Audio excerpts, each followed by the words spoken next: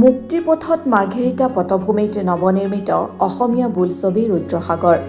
ক্ৰমান্বয়ে যেন বোলছবি জগতৰ পৰা হেৰাই যোৱা অসমীয়া বোলছবিয়ে বৃহত্তৰ অসমীয়া সমাজত এখনৰ পাছত আন এখন বোলছবিয়ে প্ৰাণ পাই আহিছে।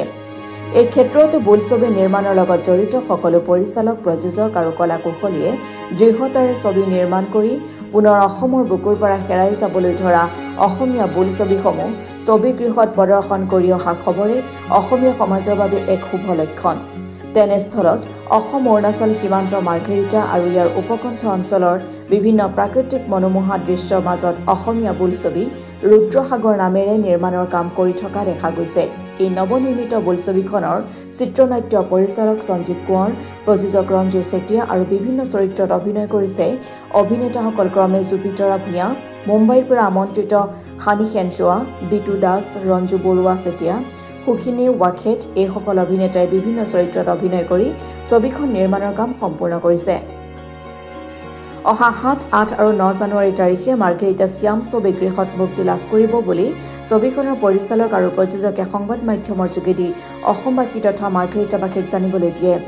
উল্লেখযোগ্য বিষয় যে অসমৰ বিভিন্ন প্ৰান্তত সুপ্ত হৈ থকা সৰু ডাঙৰ অভিনেতা তথা চিত্ৰ, নাট্যকাৰ আৰু পৰিচালকসকলে নিজৰ গাঁঠিৰ ধন ব্যয় কৰি অসমীয়া বোলছবি নিৰ্মাণ কৰিবলৈ লোৱা কাৰ্যই অসমৰ সাংস্কৃতিক জগতখন চহকী কৰি তোলাৰ যি প্ৰয়াস হাতত লৈছে সেয়া সচেতন মহলে প্ৰশংসা কৰা পৰিলক্ষিত হৈছে। বিগত বছৰ মাৰ্ঘেৰিটাৰ অঞ্চলৰ কেইজনমান সংস্কৃতিবান যুৱক যুৱতীয়ে মাইনা নামৰ এখনে বোলছবি নিৰ্মাণ কৰি প্ৰশংসা বুটলিবলৈ সক্ষম হৈছিল। এইবাৰৰ বোলছবি ৰুদ্ৰ ছবিখনে জনপ্ৰিয়তা অৰ্জন কৰিব বুলি আশা প্ৰকাশ কৰিছে এইবাৰৰ পৰিচালক আৰু প্ৰযোজকসকলে। আজি মাৰ্ঘেৰিটা শ্যাম টেগিজ হলত ৰুদ্ৰসাগৰ নামৰ চিনেমা এখন বোলছবি অহা ইংৰাজী 7, 8, 9 তাৰিখে শ্যাম টেগিজ হলত চলিবলৈ আৰম্ভ হৈছে। গতিকে সকলো অসমবাসী ৰাইজক মই অনুৰোধ জনালোঁ যাতে এই চিনেমাখনৰ সঁহাৰি লাভ কৰে। আমাৰ মাৰ্ঘেৰিটাৰ সঞ্জীৱ কোঁৱৰ ডাঙৰীয়াই আগতো 5খন চিনেমা বনাইছে, তাৰে এখন ৰামচন্দ্ৰ, মাইনা, তেনেকুৱা 5খন চিনেমা কৰি গৈছে। মাৰ্ঘেৰিটা শ্যাম টেগিজ হলত চলি গৈছে, কিন্তু ৰাইজৰ সঁহাৰি যথেষ্ট হৈছে। গতিকে ৰুদ্ৰসাগৰ চিনেমাখন যাতে মাৰ্ঘেৰিটাবাসী ৰাইজে সঁহাৰি জনায়। আৰু চিনেমাখনত মই যদিও অভিনয় নাই কৰা, তথাপি মানে চিনেমাখন তেওঁলোকে আজি 2টা বছৰ ধৰি যিটো কষ্টৰে কামখিনি আগবঢ়াই নিছে, মই জনাত তেওঁলোকে যাতে সঁহাৰি লাভ কৰে। আগন্তুক নৱবৰ্ষৰ শুভেচ্ছা কামনা কৰিলোঁ। ৰুদ্ৰসাগৰ চিনেমাখন যাতে সকলো ৰাইজে দলে বলে চাবলৈ ওলাই আহে যেন। মোৰ নাম নীৰজ শেখ। মই আপোনালোকক এখন বোলছবি এখন ৰুদ্ৰসাগৰ লৈ আহিছোঁ শ্যাম হলত। আপোনালোকে চাব 7, 8, 9 তাৰিখে। ইয়াত ময়ো ৰোল কৰিছোঁ। আমাৰ সঞ্জীৱ দাদা ডিৰেক্টৰ, আমি চবেই লাগি ধৰিছোঁ আৰু কৰিছোঁ। আৰু কিবা ভুল চুল হ'লে আপোনালোকে। মাৰ্ঘেৰিটাবাসী ৰাইজ, প্ৰথমে আপোনালোকক নতুন বছৰৰ শুভেচ্ছা জনালোঁ। অহা জানুৱাৰী 7 তাৰিখে আমি চিনেমাখন ৰুদ্ৰসাগৰ নামৰ চিনেমাখন আপোনালোকৰ আগত আগবঢ়াইছোঁ। এই চিনেমাখন বনাওঁতে আমাৰ বহুত কষ্ট হৈছিলে আৰু মিনিমাম 2 বছৰ লাগিলে। চিনেমাখন বনাওঁতে শেষেই নহয়। লাষ্ট পৰ্যায়ত আমি আজি 7 তাৰিখৰ দিনটো আমি পালোগৈ। তাৰ মাজতে দুষাৰমান কথা কওঁ।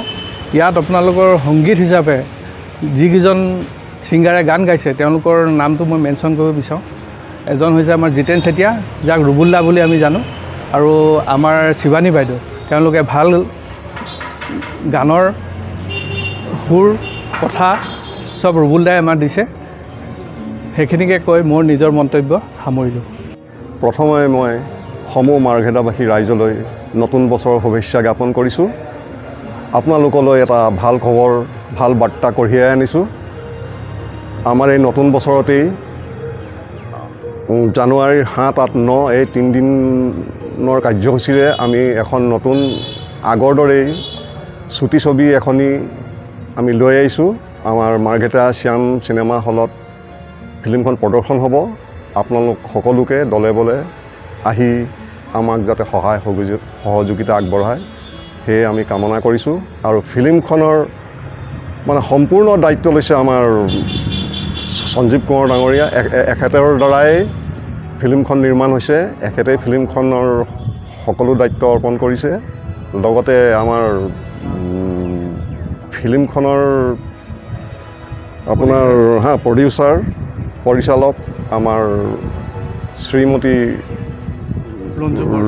ৰঞ্জু বৰুৱা চেতিয়া বাইদেউ আছে আমাৰ সকলোৰে পৰিচিত আৰু ফিল্মখন আপোনালোকে আমাৰ কষ্টৰ যাতে মূল্যাংকনখিনি আপোনালোকে যাতে বুজি পায় আমাক দলে বলে আহি অকণমান সহায় সহযোগিতা আগবঢ়াব বুলি কামনা কৰিছোঁ আৰু ফিল্মখনত দুটি গীতো আছে সেই গীত দুটি মই বহু বছৰ বিৰতিৰ পিছত দুটা গীত বৰ কষ্টৰে লিখিছোঁ সুৰ কৰিছোঁ নিজে কণ্ঠদানো কৰিছোঁ আশা কৰোঁ আপোনালোকে গ্ৰহণ কৰিব ইয়াকে কৈ মই মোৰ বক্তব্য সামৰণি মাৰিছোঁ ধন্যবাদ